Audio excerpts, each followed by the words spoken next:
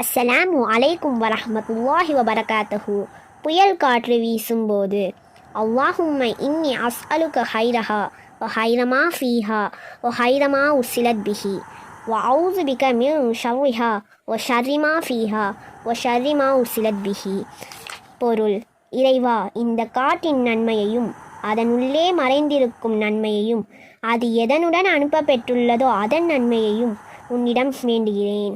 இந்த காற்றின் தீங்கிலிருந்தும் அதனுள்ளே மறைந்திருக்கும் தீங்கிலிருந்தும் அது எதனுடன் அனுப்பப்பெற்றுள்ளதோ அதன் தீங்கிலிருந்தும் உன்னிடம் பாதுகாப்பு கோருகிறேன்.